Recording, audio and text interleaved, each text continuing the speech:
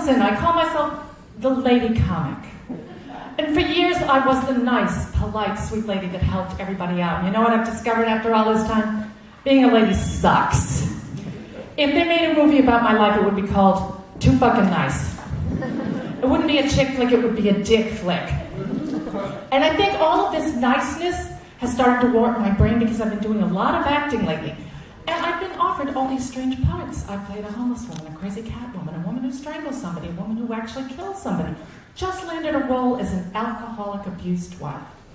I discovered so late in life that I have an amazing, amazing ability to act and look like total shit. Had I known sooner, I could have been the Lindsay Lohan of my generation. But growing up, I was the sweet, polite, nice little girl who could never get a date. And my mom always used to say to me, one day you'll be beautiful, Michelle, one day. Somebody's mom ever say that to them? Yeah, now I look at myself in the mirror and I think, was I so hungover I slept through that one freaking day? My dad used to try to cheer me up by saying, oh, Michelle, but you're so talented. Because I acted and I sang and I played the keyboard. One time he takes me to a Red Sox game. They play the Star-Spangled Banner. He looks at me and says, do you ever dream of playing the organ here? I'm 15 years old, so I'm dreaming about playing an organ. But it sure as hell isn't the one at Fenway Park. My sister was the bitch. She was the pretty one who got all the guys that I wanted to date, and she's still doing it to me today. Whenever we're out together, the guys that are checking her out are handsome enough to be doing commercials for Cialis and Just for Men. And the guys that are checking me out should be doing commercials for diabetes test kits and the scooter store. So in high school, I was named most talented and most likely to stay a virgin, which they've now combined and made the Susan Boyle Award. All the guys I did date are now living either in Provincetown or right here in Ogunquit.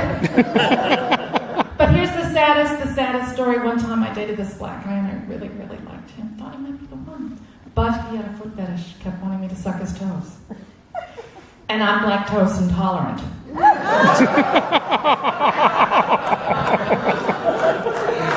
So I met and married my husband. We've been married over 30 years. Do you believe it? Over 30 years. Happy marriage, but we can still trade barbs.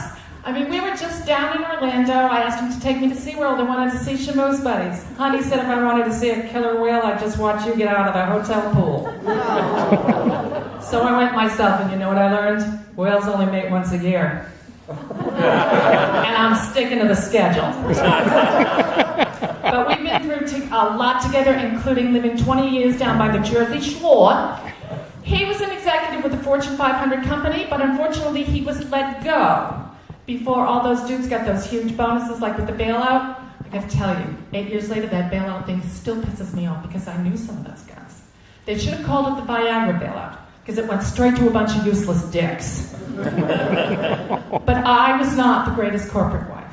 I mean, I'd have to get all dressed up, go to these fancy affairs. I could never do the whole hair and makeup thing. So I'd end up looking like Heath Ledger or Phyllis Diller. And one time they asked me to order the wine at dinner. I'm clueless about wine. I thought Pinot Grigio was a Mexican wrestler. Steward opens the bottle, hands me the cork. I didn't know what the hell to do with it. So I gave it my best shot and I licked it. But the kicker came the time they sat me next to the boss's wife at dinner. She's such a bitch, and she's going on and on about her fancy affairs and her shopping trips. Finally, she says to me, so Michelle, what have you been doing? And I shot back, oh, haven't you heard? I've been doing your husband at lunch, bitch. That's when we packed up and moved to New Hampshire. Raised 2 kids down there, though. Totally different. Daughter, no problem at all. Son, 7 years of college at 3 different schools. How I wish that were a joke.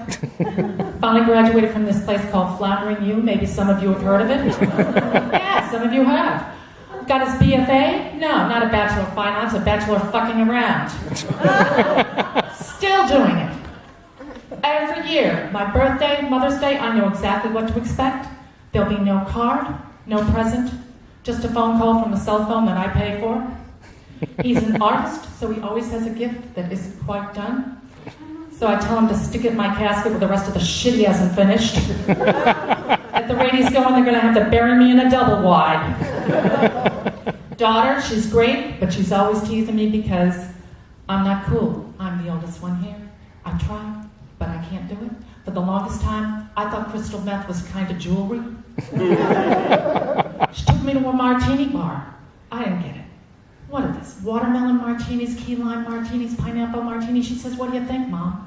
I said, Kate, this is nothing but a Ben & Jerry's with a shitload of vodka. Can you imagine James Bond? I'll have a chocolate martini, straight up with a peppermint twist. I mean, I'd like to see how much action he gets from Pussy Galore after he orders that one. Here's one thing we both do agree on, though. We both hate the reality shows. Do I have reality show fans tonight? Oh, good. Dancing with the Stars. Where the hell are the stars? I don't recognize anybody anymore. Who's been on lately? Cloris Leachman? Bristol Palin? I mean, really, Nancy Grace, who farted on camera. Yes, she did. She was guilty. They ought to call that show Dancing with the Has-Beens, the Wannabes, and the Fuck-Ups. Survivor, you won't know what I want to see. Survivor Detroit. Stick him in a cell phone, in a bad neighborhood without a cell phone. The last guy to shit his pants is the winner. Say yes to the dress. Have you seen this one? Have you seen some of those women? They shouldn't be saying yes to any of those dresses. And I'm sorry, some of those girls are enormous. Consent to the tent would be more like it.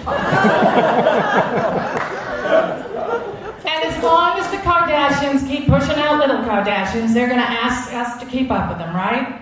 I figured when Kim and Kanye had the baby, they'd have the KKK baby collection. Little white hoodies, crosses on the front, says I'm playing with fire on the back. You know, that woman is shameless, though. Shameless. At Thanksgiving, she even had the Kim Kardashian turkey. It was easy to stuff because the asshole was so big. So my husband and I, we've been married over 30 years. Do some interesting things. Got our motorcycle licenses. Yep, I have my motorcycle license. His friends think the bike is cool. My friends are hoping this is just menopause and I'll go back to ceramics when it's done. Let me ask you ladies out in the audience, aren't you tired of having everything you do that's just slightly different, blamed on your hormones? You know, you can't, it's this, it's that, it's menopause. It's never anything good, is it? I mean, just once, wouldn't you like to hear a sportcaster go, and what a fantastic performance. She must be ovulating. But we do try to keep things a little spicy in the bedroom, even after all this time. But I realized how much sex had changed the last time I went for my annual exam. And the doctor asked me for the first time if I'm still sexually active. And I had to think, does she want to know if I'm still having sex? Or does she want to know if I'm still active when I do have sex? Because those are two different questions at my age. With two different answers. I thought, sex has changed. We used to worry about having enough condoms. Now we worry about having enough Bengay. I used to worry about whether or not I had taken my pill. Now I worry about whether or not he's taken his pill. We used to worry about whether our parents would catch us. Now we're worried about whether our kids would catch us. Which actually happened a little while ago. Daughter called, we were involved, but you have to pick up the phone. Hello? Hi, Mom? You're out of breath. Is everything okay? What have you been doing?